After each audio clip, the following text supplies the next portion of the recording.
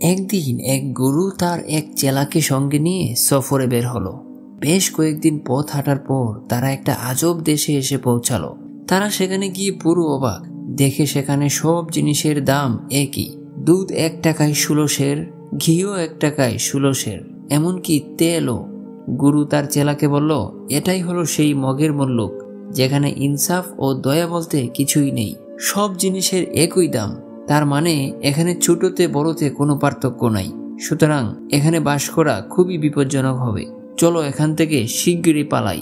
চেলা বলল, না ওস্তাদ, এখানে ঘি আর দুধ খুবই সস্তা, এখানেই থেকে যান, খুব করে দুধ ঘি খাওয়া যাবে। গুরু বলল, ঠিক আছে, তবে বিপদ আছে, সাবধানে থেকো। তারপর চেলা মজা করে কিছুদিন খুব খাওয়া দাওয়া করলো। খেয়ে দিয়ে একবারে মোটা হয়ে পড়লো।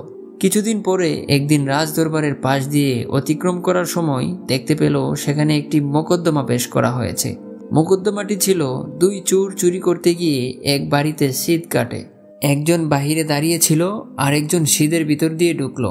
আর ঠিক তখনই শীতের উপরের দেয়াল ধসে পড়ে চোরটি মারা গেল। বেঁচে থাকা চোরটি বাদী হয়ে মোকদ্দমা পেশ করেছে রাজার দরবারে। সে অভিযোগ করে জানায়, ইট পড়ে আমার বন্ধু মারা গেছে, সুতরাং বাড়িওয়ালার ফাঁসি চাই। রাজা বাড়িওয়ালাকে ডেকে জিজ্ঞাসা করলো, এরকম বাড়ি বানানোর উদ্দেশ্য কি ছিল তোমার? তোমাকে ফাঁসির হুকুম দেওয়া হলো, কোনো কথা থাকলে বলো। বাড়িওয়ালা বলল, হুজুর, আমি নির্দোষ। বাড়ি তো আমি বানাইনি, বানিয়েছে রাজমিস্ত্রি, তাই তার দোষ। রাজা জল্লাদকে বলল, একে ছেড়ে দাও, রাজমিস্ত্রিকে ডাকো। সুতরাং রাজমিস্ত্রিকে ডাকা হলো। রাজমিস্ত্রি বলল, হুজুর, আমার এতে দোষ নেই। যুগানদার বালি মাখাতো আর যুগান দিত।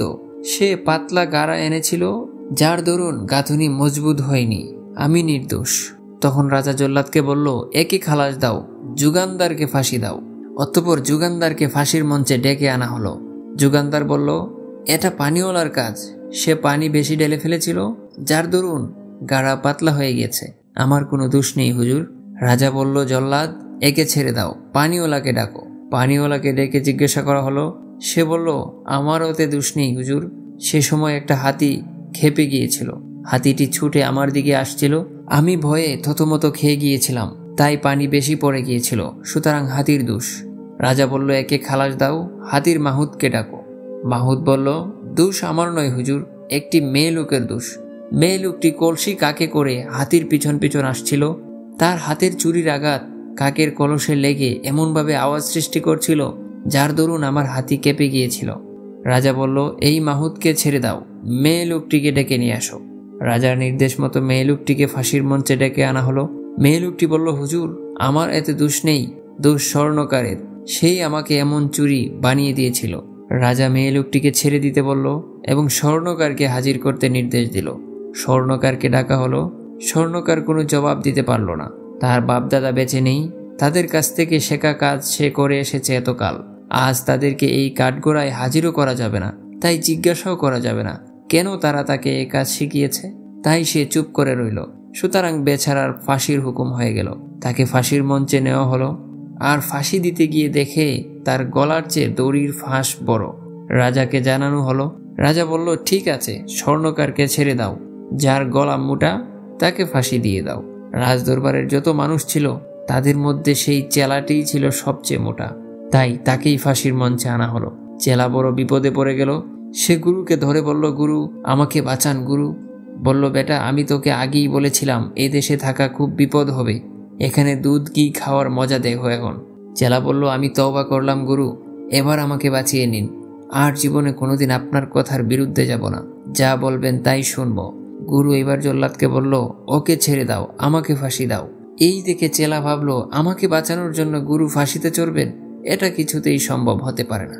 আমি বেঁচে থাকতে আর গুরুর ফাঁসি হবে, তা আমি বেঁচে থাকতে হতে দিব না। সে জল্লাদকে বলল, কখনো না, ফাঁসি আমাকে দাও। গুরু বলল, না, ফাঁসি আমাকে দিতে হবে। এই নিয়ে দুজন তুমুল ঝগড়া। এ বলে আমাকে ফাঁসি দাও, ও বলে আমাকে ফাঁসি দাও। এখন কাকে দিবে ফাঁসি? জল্লাদ ব্যাপারটি রাজাকে জানালো। তখন রাজা গুরুকে ডেকে জিজ্ঞাসা করলো, কি হয়েছে তোমার?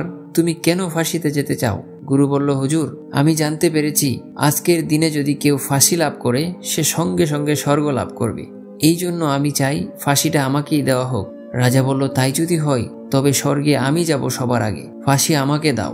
রাজার আগে স্বর্গে যেতে কেউ সাহস করল না, সুতরাং কোনো ঝগড়াও হলো না। তখন রাজাকেই ফাঁসি দেওয়া হলো, আর মোকদ্দমারও সমাধান হলো।